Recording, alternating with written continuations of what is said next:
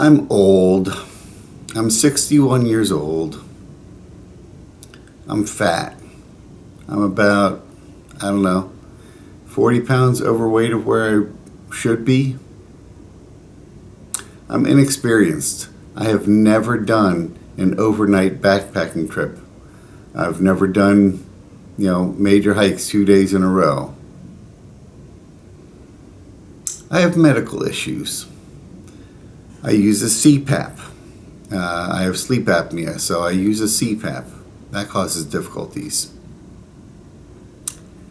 And I have a DVT, a deep vein thrombosis, in my leg.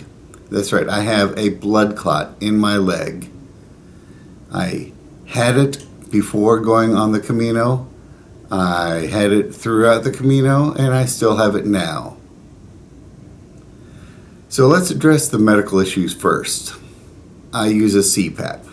I don't want to not use a CPAP.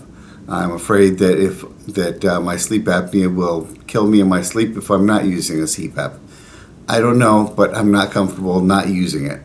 So for me, that was an absolute must. I had to bring the CPAP with me on the Camino, and the question is how. It's about that big.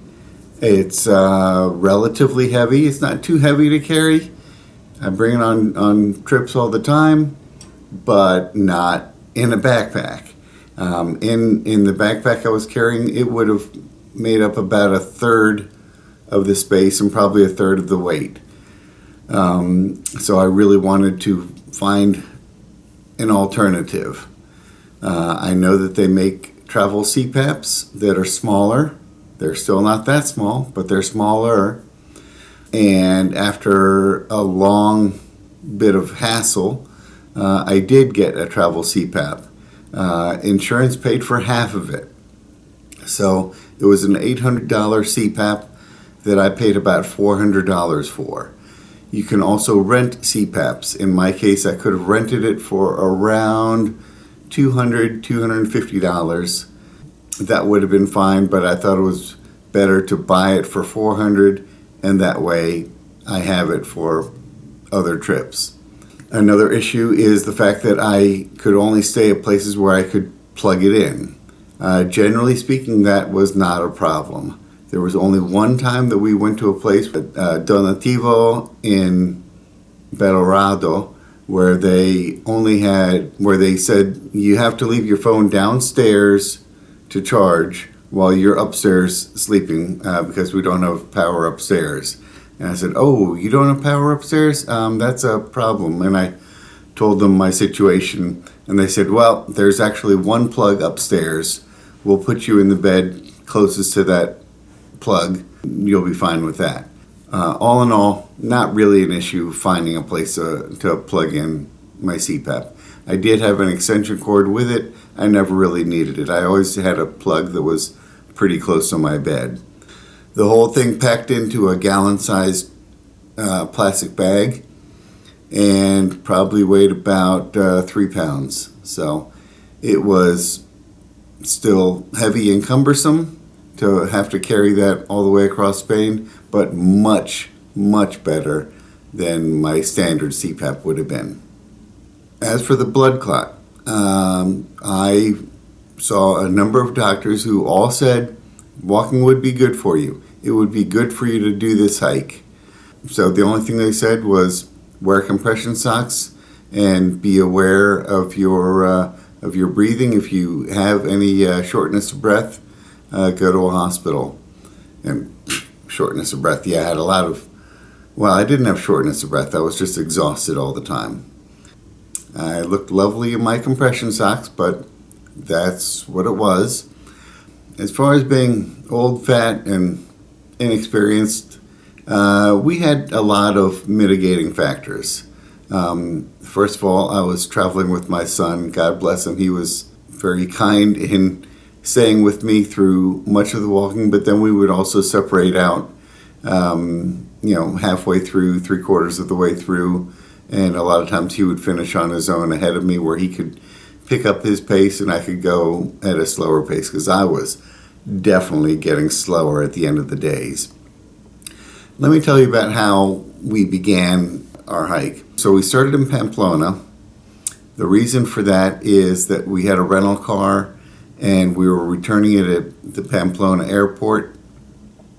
And we just thought that if we're returning the car there, we might as well just start in Pamplona. There was no real need to go to St. Jean just because that's the beginning. If I had to do it over again, I would like to go back and start at St. Jean. But we started in Pamplona. Our first walk was to Puente la Reina. We were pretty much following Doug Brierley's guidebook. We called it the Bible.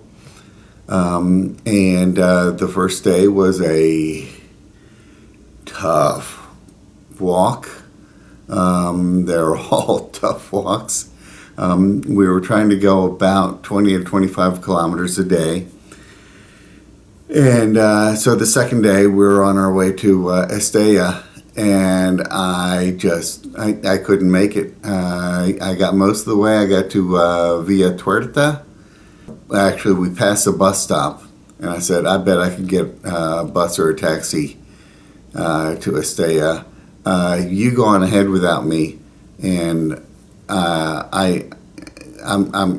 cooked. I'm done. So he left.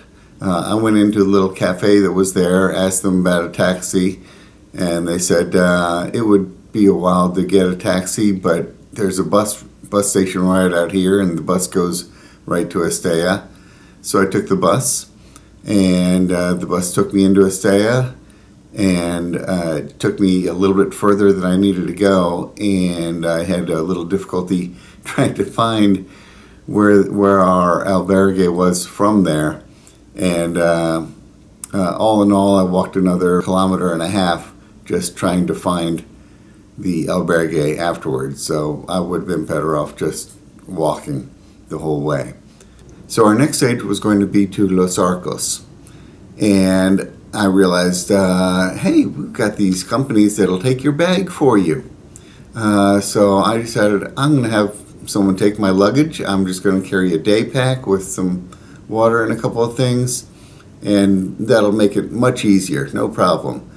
Well, that day was like the hottest day of the trip, and there's that long stretch where there's no shade, and Los Arcos was just so far away. It was just killing me. That was a very difficult day. I was weaving back and forth a little bit, so I think my son was a little worried that I was having some heat stroke, and he was definitely keeping an eye on me and worried for me. But we made it to Los Arcos, and then the next day we were going to Logroño, and we decided that we would take a rest stop in Logroño and reassess our situation. I didn't make it to Logroño. I got to Viana and thought, oh, what a beautiful little town this is. I'm going to stop here, I'm going to have lunch, and I'm going to catch the bus to Logroño from here. And it was a little difficult finding the bus, but I did. And then when we were in Logroño, we kind of made plans for how we were going to do the rest of the trip. We had to be in Santiago by a certain day, and we had made our arrangements, and some of those things we couldn't quite do. And I started thinking, well, there are going to be times where I'm not going to be able to take a bus. How am I going to do this? I don't know. And let me just say, when I was watching all these YouTube videos, they were saying, you can do this. Anyone can do this. You can do this too. And I'm not disagreeing with them. They are right. You can do this, but it is hard. I just want you to keep in mind, it is hard. That does not mean you can't do it, just that it's hard. If you're walking 20, 25, 30 kilometers a day, it's going to be hard. I never did 30 kilometers a day. I think the most I ever did was about 25. And quite frankly, if I had to do it again and could plan everything myself, I would be doing 15 to 20 kilometers a day. But that's up to an individual. You know, some people who are in shape could easily do 30 or 40 kilometers a day. I knew one person who did 50 kilometers one day, which just blows my mind. But you can do it. It's just that it's hard. So the next day we were walking to Nájera. Again, I didn't make it the whole way. We met up with a very good friend, Irina. We met her at the very beginning of our walk in Logroño, and we walked all the way with her that day. She had hurt her ankle, and as the day got on, her ankle was getting worse and worse, and I was getting more tired and more tired. And yay, I finally found someone who could walk at my speed. Of course, she had to be injured to walk at my speed, but nevertheless. Anyway, we didn't make it all the way to Nájera. We got to Ventosa, and the plan was to get a bus from Ventosa. But I discovered the bus that goes from Ventosa to Nájera actually doesn't pick you up in Ventosa. It picks you up about a kilometer outside of town, and you have to call them and let them know ahead of time that you're coming. So it's not really a bus. It's kind of like a taxi now that I think about it. So I decided I was going to call for a taxi, and Irina said, well, why don't we just hitchhike? And I'm like, I'm not a hitchhiker. And she's like, oh, don't worry about it. It's no problem. I'm a female. I'll get the ride. You just go along. And that's what we did. It didn't take long. Fourth or fifth car that drove by, a very nice guy, went out of his way to drive us to Nájera. Thank you very much. I don't know what your name was, but I thank you for the ride. And Irina definitely needed it. Her ankle got worse, and she ended up going to the hospital that night to get it checked out, and it did not end her Camino, but it did waylay her for a few weeks. But she did eventually get back on the Camino, and she finished it. Good job, Irina. Good job. My stage to Nájera, I also did the luggage transport service. But then the next day, for going to Santo Domingo, I decided, you know what? I'm feeling good. I think I'm going to go ahead and carry my backpack. Actually, the real reason is I forgot to arrange the luggage transport the night before. You're supposed to do it the night before, and I had forgotten to do so. So I thought, okay, that's fine. I'll take my luggage today. And I made it to Santo Domingo and felt pretty good. The next day, we walked to Belorado, and again, I made it and felt okay doing so. Again, I separated from my son most of the way through, but this time, at least after separated from him, I walked the rest of the way. Same thing happened the next day on our way to San Juan de Ortega.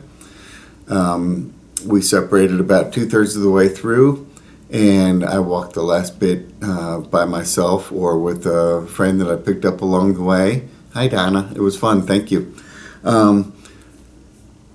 And this was definitely my first really good day on the Camino. Early on when I was struggling, people would say, it's tough the first couple of days, but after a few days, you'll start to get the hang of it. Somebody said, for me, the first 3 days were the toughest. Someone else said the first 5 or 6 days were the toughest.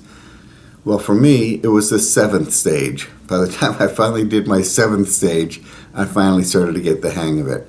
So from here on out, the hiking for me wasn't that bad. And the walk to San Juan de Ortega was just beautiful. We were in the woods. It was not a hot day. It was reasonably cool. It was mostly shaded. It was just a lovely, lovely walk. And when I got into San Juan de Ortega, I just raised my arm saying, yes, I did it. I was just so proud of myself that particular day. And I wasn't proud of myself necessarily for getting the walk done. I was proud of myself for enjoying the walk. The next day we got into Burgos, and I did take one more bus. This was mostly because I didn't want to do the last long stretch where it's just a miserable part of the walk going through the outskirts of the city. I just didn't feel like doing it. So I took the bus from Castañeras into Burgos. Again, my son walked that stretch. I took the bus. It is what it is. So all in all, I took 3 buses and I hitchhiked. And other than that, I walked or biked the rest of the time. So did I do a completely legitimate Camino experience? There is no such thing. The Camino is what you make it. And for me, I needed to take a bus a couple of times. That does not diminish the fact that I still walked or biked almost the entire 700 kilometer stretch. And I am so proud of myself for that. But once we got into Burgos, because of time constraints, we got rental bikes. This was not our original plan, but a day or two before we left on our trip, I was comparing the Brierley book to the original plan that we had for where we were going to be stopping each night, and I realized that our original plan had some 40 kilometer days, and I was thinking, I don't think I'm going to be able to do those, and Brierley has them cut up into a couple of days, so we might need to rethink this, because we had to get to Santiago by a particular day to meet my wife and daughter. So we decided, why don't we get bikes for the Meseta? We were able to do that. It cost about 160 euros, I believe. It was going to be 160 euros to bike for 3 days from Burgos to Leon. We actually made it a 4th day and went a little bit further than Leon. So it was actually 180, 190 euros, I think. So we got it at Burgos, and the first bike day that we did, we went to Castrejeriz, which is 40 kilometers. Some people walk that stretch. Whew, man, that's a tough walk for one day. It was tough for us on the bikes. First of all, let me say, I am not a bicyclist. I was back in my college days, but that was 40 years ago. I'm not a bicyclist now. My son is not a big bicyclist. He rides a bike, but that's not the same thing. We were on mountain bikes because you have to have mountain bikes for the knobbly paths that you have on the Camino so often. But that also meant that when we were actually riding on roads, we were on big fat tires, carrying our equipment in the back in the saddlebags. And so it was a slog the entire way on bikes. Let me tell you, riding a bike, especially mountain bikes that are loaded down, riding a bike does not suck any less than hiking the Camino. All it does is it makes the sucking faster. We were able to do 9 stages in 4 days. So we were able to keep on schedule with the bicycling.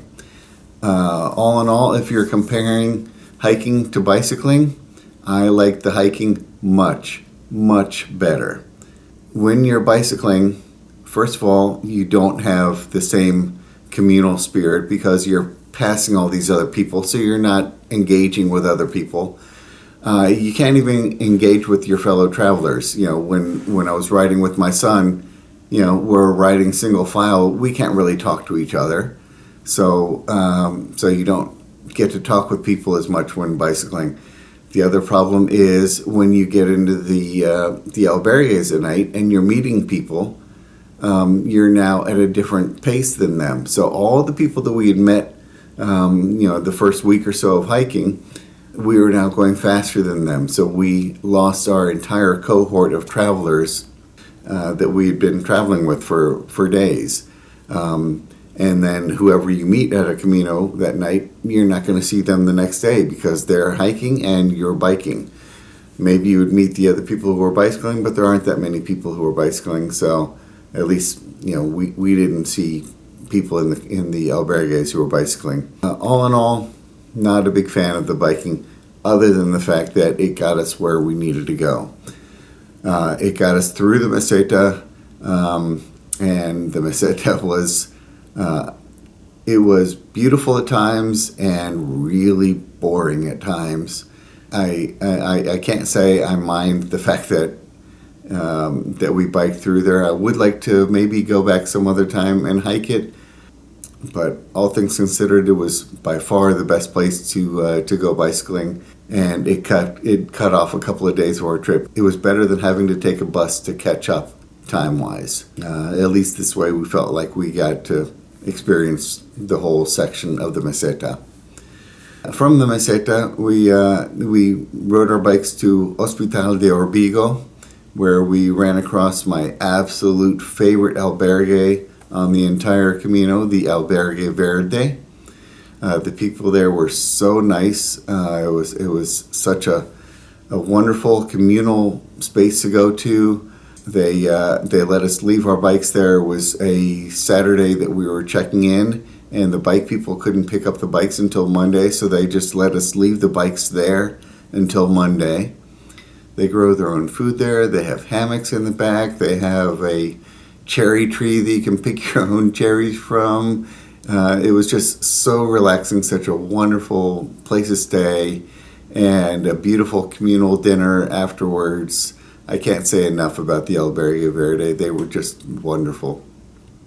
And from there, the trip was, I wouldn't say a breeze. It was still difficult, but I was able to make it every day. Every day I would get to our albergue at the end. I would be exhausted, but I made it each day. Most days I continued to walk with my son for about the first 2/3, 3/4, and then we would separate, where I would then go at my slower pace. He would go at a faster pace. Sometimes he would walk with other people. Sometimes I would walk with other people. Sometimes we'd walk alone. Listen to music, whatever. As the bicyclists were passing us, I was thinking, nope, they can pass us. I do not want to be them.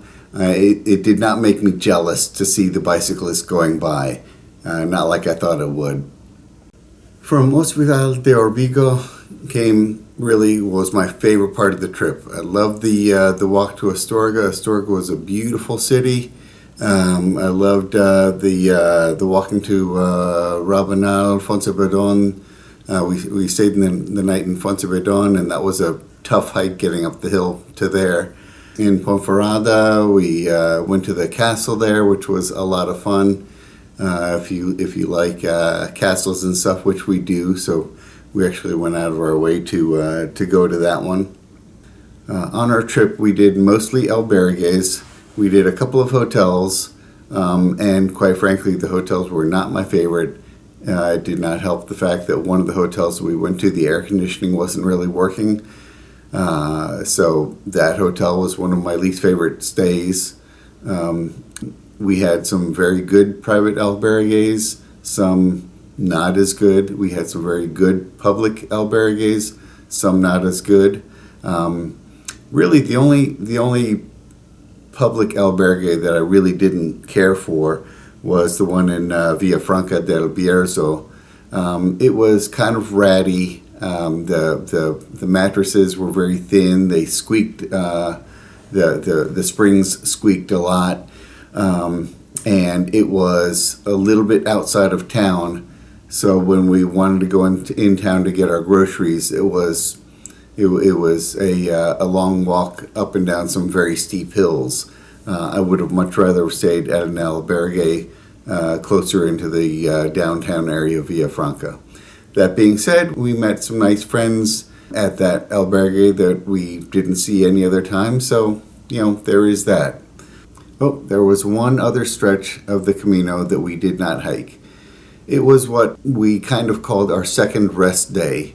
We hiked to Las Herrerias, and then the next day we took horses up to Osobrero. So we did not do the massive hike up Osobrero. Is it cheating? I don't know. Whatever.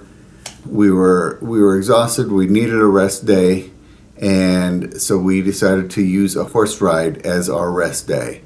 It costs us 50 euros each to take horses up from Las Herrerias to Osobrero. Yeah, roughly $50 to not have to do a massive hike, and you get a horse ride out of it. We like to do horse rides in national parks anyway, and believe me, this stretch was just like doing a horse ride in a national park. It just happened to all be uphill. And so that was a lot of fun. I'm so glad we did that. And that left us the rest of the day to just explore around Osobero, which was my favorite town on the entire Camino. It was just a lovely mountain village with beautiful views looking out both ways. Again, my favorite city on the Camino was Osobero.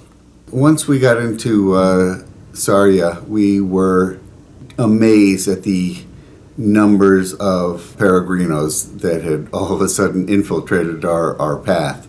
It got so much more crowded, so we started to try to stay away from the usual stops. We did stop in Porto Marine, which I loved. I'm so glad we did. But then the next night after Porto Marine, we went to Ligonde, and we stayed at the Albergue La Fuente de Peregrinos. That is a volunteer-run albergue where I believe they have a new group of volunteers who work there each week. I think that's the way they work. That was another place that I highly recommend. They do not have very many beds there, so if you want to go there, you need to get there early. I don't know if they take reservations or not, but they extended an overflow area for us, and we actually slept on a cot in the office, which was really nice of them to try to help out as many people as they could. My favorite albergue for staying at for the actual amenities, there is the Albergue Fabrica, which was about 10 kilometers outside of Santiago, in Lavacoya, which I heartily recommend. It was just a beautiful albergue. Loved it.